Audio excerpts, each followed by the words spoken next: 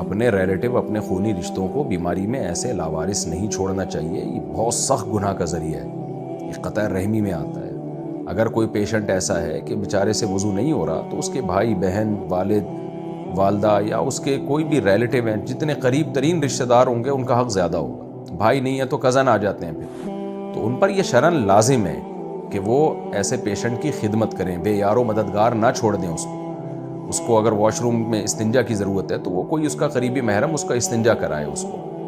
لوگ پیشنٹ کے ساتھ کیا کرتے ہیں، 24 گھنٹے تک کے لیے پیمپر پہنا دیتے ہیں اس کو. آج ہماری سوسائٹی بس اخلاق نام کے رہ گئے ہیں، باقی سارا وہی کلچر آ رہا ہے جو گوروں کا ہے. وہاں پھر بھی ہسپتالوں میں نرس کیئر کر لیتی ہے، یہاں تو نرسیں بھی نہیں ہیں. شریعت نے نرسوں کو نہیں، شریعت نے قریبی رشتہ داروں پر واجب کیا ہے کہ آپ اس کی کیئر کرو گے، آپ اس کا خیال کرو گے. ہاں کسی کے پاس کوئی بہت ہی مصروف ہے کمانے میں، اس کو قحط کا خطرہ ہے، تو پھر ٹھیک ہے، کوئی ملازم رکھا جا سکتا ہے، تو مجبوری کے حکام الگ ہوتے ہیں. نارملی تو یہ قریبی رشتوں پر لازم ہوتا ہے. آپ کے والد بیمار ہو گئے، آپ کی والدہ بیمار ہو گئی، تو اولاد پر لازم ہے کہ وہ ان کی کیئر کرے، تو ان کی صفائی کا خیال کرے، طہارت کا خیال کرے. تو اس لیے آپ کے قریبی رشتہ داروں پر شرعاً یہ لازم ہے کہ وہ آپ کی طہارت اور صفائی کا خیال کریں.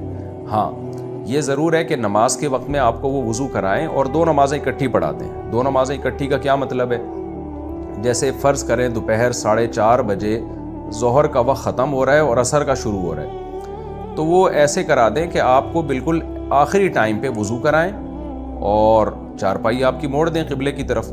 آپ اس میں کیا کریں گے بھائی، 4:30 سے تھوڑی دیر پہلے آپ نے عصر پڑھ لی اور 1-2 منٹ کے بعد ظہر پڑھ لی، اور 1-2 منٹ کے بعد آپ عصر کا وقت شروع ہوا تو عصر پڑھ لیا آپ نے. تو نبی صلی اللہ علیہ وسلم نے اسی طرح معذور کو حکم دیا اور فرمایا کہ اس طریقے سے تم تجمعین بین الصلاتین، کہ اس طرح سے تم نمازوں کو جمع کر لو گے. تو اس طرح عذر میں نماز جمع کی جا سکتی ہے، یعنی ایک ہی وضو کیا اور استنجا کرا دیا اور اسی وضو سے ظہر پڑھتے ہی عصر پڑھ لیا آپ نے، کیونکہ دونوں کا ٹائم ساتھ ساتھ.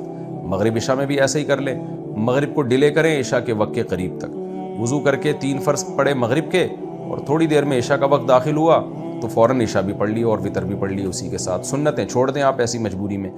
تو اس طرح سے گھر والوں کو کیا ہوگا، 3 ٹائم آپ کی طہارت کا خیال کرنا پڑے گا، فجر میں اور ظہر عصر ملا کے اور مغرب عشاء اس طرح سے ملا کے. تو اتنا تو ہے نا گھر والوں پر لازم ہے کہ وہ خدمت کریں. نہیں کر سکتے تو کسی کو ملازم کے طور پر رکھیں خدمت کرنے کے لیے، تو وضو کرائیں آپ کو. تو جب تک کوئی گھر والے آپ کو وضو کرا سکتے ہیں، استنجا کرا سکتے ہیں، کوئی آپ کے محرم ہو، تو پھر آپ پر یہ سب چیزیں لازم ہیں. اگر یہ پاسبل ہی نہیں ہے آپ کے لیے، کوئی کم بخت لفٹ ہی نہیں کرا رہا اور آخرت سے ڈرتا ہی نہیں ہے، تو پھر آپ تیمم کر لیں. تیمم کا طریقہ پھر یہ ہے کہ وہ کوئی کرائے نہیں آپ کو، بلکہ مٹی لا کے رکھ دیں، ایک تسلے میں مٹی رکھ دیں، اس میں کیا جاتا ہے، بار بار اسی پہ ہاتھ مار کے تیمم کریں. تیمم بہت آسان ہے، یوں کر کے ہاتھ مارا آپ نے، دل میں نیت ہو تیمم کی.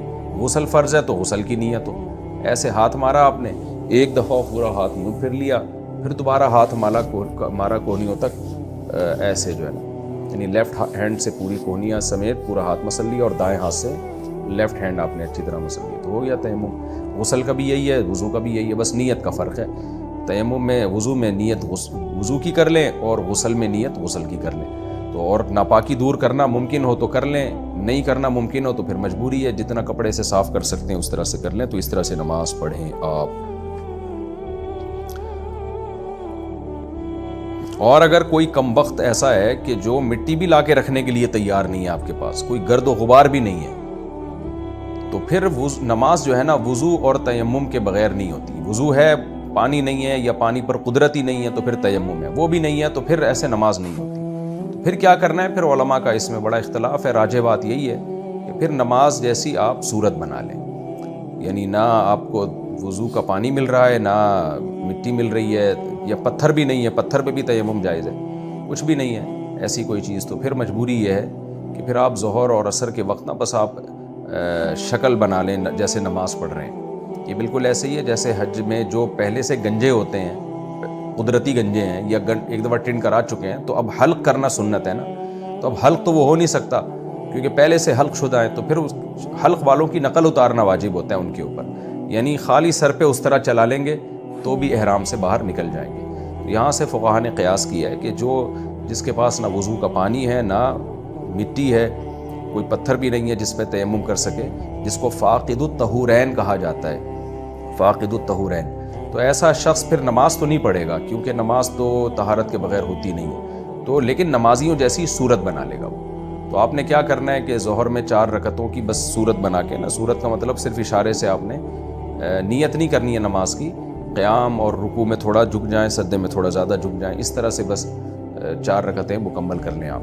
اور جیسے ہی آپ کو پانی میسر ہو جائے یا تیمم ہو جائے تو پھر یہ نماز قضا کر لیں آپ۔